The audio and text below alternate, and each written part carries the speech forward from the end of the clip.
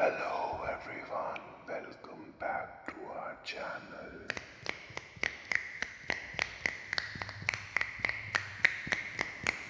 So as you guys know, we have started an ASMR series in which we try to read some books, and we have started with Shri Ishopanishad.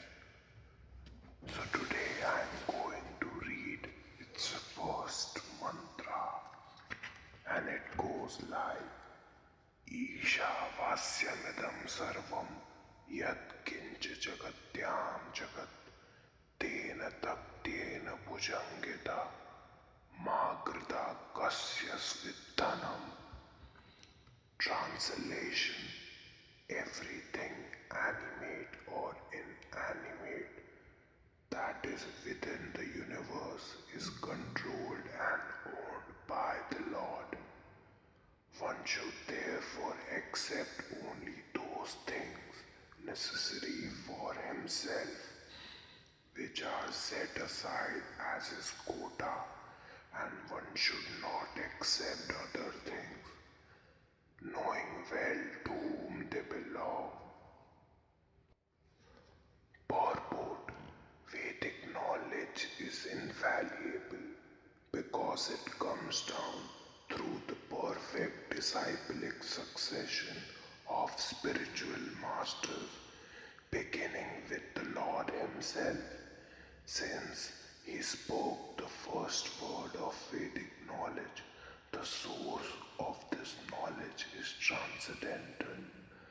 The words spoken by this Lord are called Apaurusheya, which indicates that they are not delivered by any mundane person. A living being who lives in the mundane world has four defects. He is certain to commit mistakes. He is subjected to illusion. He has a propensity to cheat others, and his senses are imperfect. No one with these four imperfections can deliver perfect knowledge.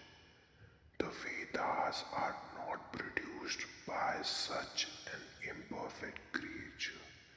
Vedic knowledge was originally imparted by the Lord into the heart of Brahma, the first created living being, and Brahma, in his turn, disseminated this knowledge to his sons and disciples who have handed it down through history. Since the Lord is Purnam, all perfect, there is no possibility of his being subjected to the laws of material nature, which he controls. However, both the living entities and inanimate objects are controlled by the laws of nature and ultimately by the Lord's potency. This Ishopanishad is the part of Yajurveda, and consequently it contains information concerning the proprietorship of all things existing within the universe. The Lord's proprietorship over everything within the universe is confirmed by the 7th chapter of the Bhagavad Gita, where Para and Apara Shakti are discussed. The elements of nature, earth, water, fire, air, ether, mind, intelligence and ego all belong to Lord's inferior material energy, Aparashakti, whereas the living being, the organic energy, is a superior energy, Parash Prakriti. Both of these Prakritis or energies are emanations from the Lord, and ultimately He is the controller of everything that exists.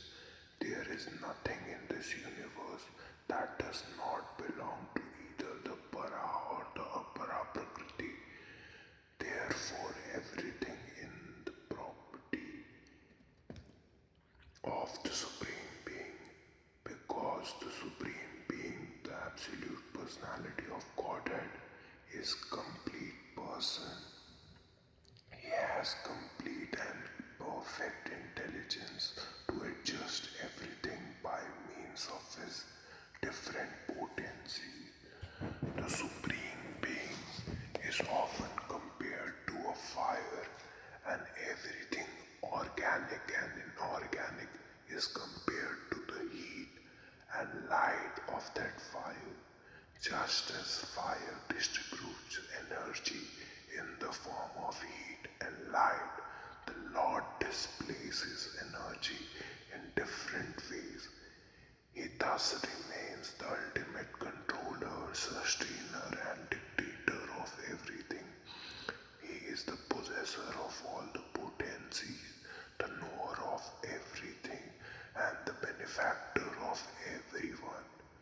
He is full of inconceivable opulence, power, fame, beauty, knowledge, and renunciation. One should therefore be intelligent enough to know that except from the Lord, no one is a proprietor of anything. One should accept only those things that are set aside by Lord as his quota. The cow, for instance, gives milk but does not drink that milk. She eats grass and straw, and her milk is designated as food for human beings. Such is the arrangement of the Lord.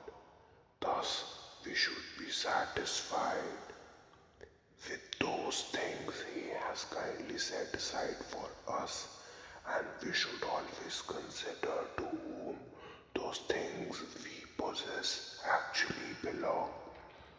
Take for example our dwelling, which is made up of earth, wood, stone, iron, cement, and so many other material things. If we think in terms of Shri Ishopanishad, we must know that we cannot produce any of these building materials ourselves. We can simply bring them together and transform them into different shapes by our labor. A laborer cannot claim to be a proprietor of these things just because he has worked hard to manufacture it. In modern society, there is always a great quarrel between laborers and capitalists. This quarrel has taken an international shape, and the world is in danger.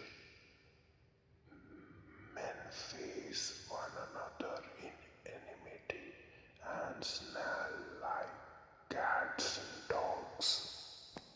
Shri Ishopanishad cannot give advice to the dogs and cats, but it can deliver the message of Godhead to men through the bona fide acharyas, holy teachers. The human race should take the Vedic wisdom of Shri Upanishad and not quarrel over material possessions. One must be satisfied with whatever privilege are given to him by the mercy of the Lord. There can be no peace if the communist or capitalist or any other party claims proprietorship over the resources of nature, which are entirely the property of the Lord. The capitalist cannot curb the communist simply by political maneuvering, nor can the communist defeat this capitalist simply by fighting for stolen bread.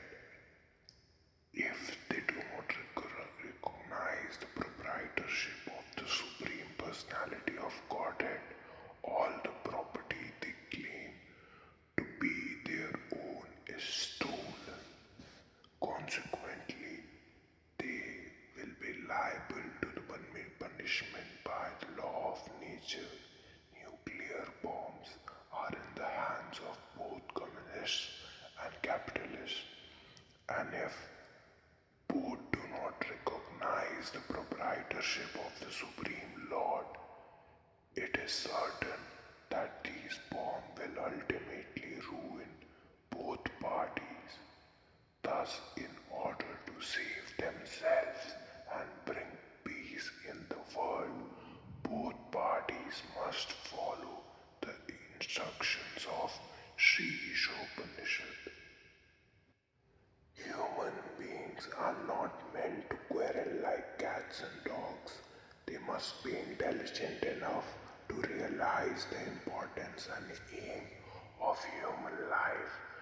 The Vedic literature is meant for humanity and not for cats and dogs. Cats and dogs can kill other animals for food without incurring sin.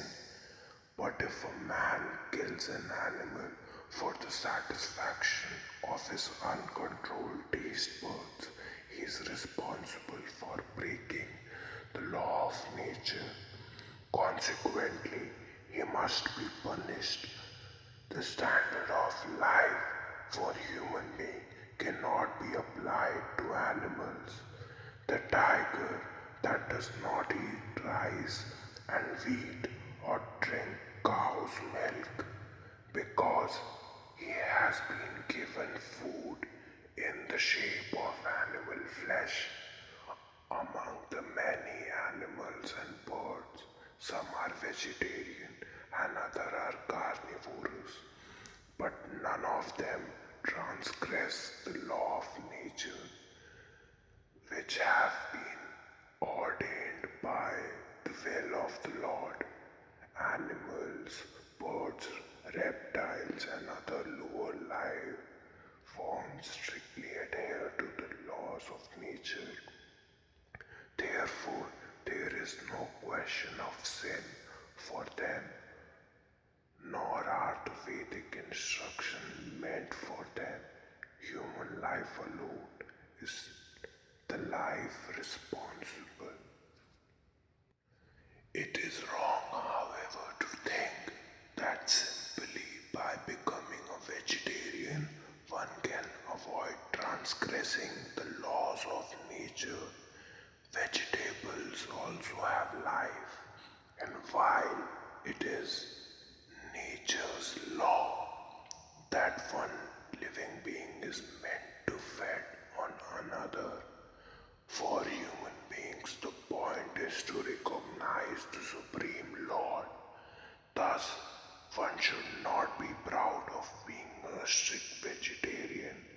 Animals do not have developed consciousness by which to recognize the Lord, but a human being is sufficiently intelligent to take lessons from the Vedic literature and thereby know how the laws of nature are working and derive profit out of such knowledge. If a man neglects the instruction of the Vedic literature, his life becomes very risky. A human being is therefore required to recognize the authority of the Supreme Lord and become his devotee. He must offer everything to the Lord's service and partake only of the remnants of food offered to the Lord. This will enable him to discharge his duty properly. In the Bhagavad Gita, the Lord directly states that he accepts vegetarian food from the hands of pure devotee. Therefore, a human being should not only a strict vegetarian, but should also become a devotee of the Lord. Offer the Lord all his food and then partake of such prasadam or the mercy of God. Only those who act in this way can properly discharge the duty of human life. Those who do not offer their food to the Lord eat nothing but sin and subject themselves to various type of digress which are results of sin. The root of sin is deliberate disobedience of the law of nature through disregarding the proprietorship of the Lord. Disobeying the law of nature or the order of the law brings ruin to the human being. Conversely, one who is sober, who knows the law of nature, and who is not influenced by unnecessary attachment or aversion is sure to be recognized by the Lord and thus become eligible to go back to Godhead, back to the eternal home.